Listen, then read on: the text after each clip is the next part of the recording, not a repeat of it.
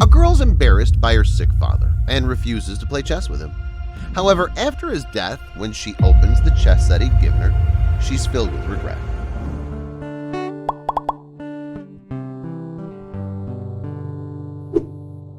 Lacey Stewart missed her father. 1 month ago, her parents decided to part ways, and Lacey's mother, Linda, was awarded custody. There were moments when Lacey wanted to spend the whole day with her father, Dylan, but he worked in San Francisco, California, which was at least an 8-hour ride from her mother's house. Dylan visited Lacey on weekends and sometimes during a weekday when he'd be off from work, but their meetings wouldn't be any more than 2 to 3 hours. Dylan was a busy man, plus Linda didn't really fancy his frequent presence at her house. To that end, Dylan started meeting Lacey at a small park not far from their house, where Lacey usually played with her friends. Dylan loved chess, and Lacey was no less in awe of the board game. "Checkmate, Dad, you lost," the girl would joyfully exclaim upon winning. "I won another game, yay!" "Nah, I don't think so," Dylan would tease her. "You know, since you're my daughter, I always let you win." "Oh, really? Then shall we play another game?" Lacey would grin. Dylan would gladly agree just to see his daughter smile, and he had indeed lost a few matches so that Lacey would be pleased. Sadly, these happy times didn't last long. When Stacy turned 10, Dylan was diagnosed with cancer. The doctor stated that his condition was deteriorating and that he would need to be admitted to the hospital for some tests. Lacey's birthday was only 2 days away when Dylan received the devastating news. He couldn't attend her birthday party, but he sent her a gift that Lacey adored. It was a wooden chess set that had Lacey's name engraved on the inside of it. One day after he was discharged from the hospital, Dylan called Lacey to meet him at the park. Lacey was overjoyed. "Mom, I'll be back in a while. I'm going to meet Dad," the little girl chirped as she walked out of her house, holding a chess set. However, it took her a long time to figure out that the slender figure sitting on their usual spot was her father. His skin appeared pale, and his eyes seemed to have lost their charm. The once energetic man with a wide grin on his face was reduced to a frail man with a faint smile that appeared to be as weak as his flimsy body.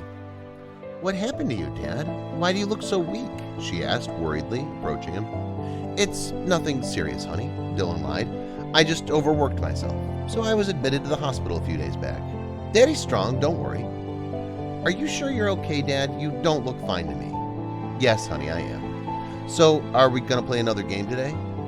"Well, I would have said yes, Dad, but I think we should do it another time," Lacey replied, looking around the park at the other children who were staring at her and her father and then murmuring something.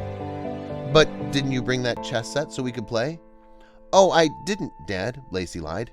"Anyway, I'll see you later. Mom told me to come home early today." And she ran away. Dylan wondered why Lacey left so abruptly. Something was amiss. The next day, he returned to the park to see Lacey and invite her for a chess game. But when he called her, she refused to see him, telling him she had an upcoming test at school. Dylan noticed a sudden shift in Lacey's tone that day, as if she was avoiding him on purpose. "Doesn't she want to see me anymore? Did Linda tell her to do that?" The man couldn't make up his mind, so he decided to put Lacey to the test. He started visiting the park every day to see if she came to play with her friends or not. To his surprise, she came to the park just a few minutes after he arrived, played with her friends, and then went home. Dylan was fairly certain at this point that Linda had told their daughter to avoid him. At least that's what he believed, until he overheard Lacey talking to her friends. "Was that man you met that day your father, Lacey? Why did he look so scary?" Lacey's friend, Hannah, asked her one day as they were playing at the park. Lacey shrugged.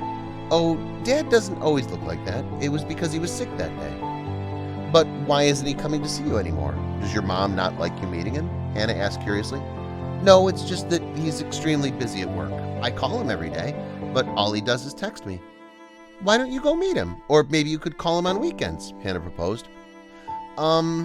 Lacey paused for a moment. "I can, but he might not be able to come see me. Anyway, I'm going home now. My mom's waiting for me." Dylan couldn't hold back his tears when he discovered his daughter had lied about him. He walked away from the park teary-eyed, resolving not to see Lacey again, and hurt himself more. Lacey, too, became preoccupied with her life and began avoiding her father out of fear that her friends would judge her if they saw her with him. But a few days later, the girl regretted her decision when she learned that Dylan had passed away. Lacey sobbed bitterly at her father's funeral, clutching the chess set he'd given her, ashamed of herself for avoiding her father. That trauma stayed with her even as she grew up and moved to another city for college. She tossed the chess set her father had given her in the storeroom, lamenting how happy she'd been with him until she discovered he was ill and began avoiding him because she was ashamed of him. Several years went by. Lacey graduated magna cum laude from New York University and began working at a prestigious firm in the city. One day, she was cleaning her old apartment when she'd found the chess set.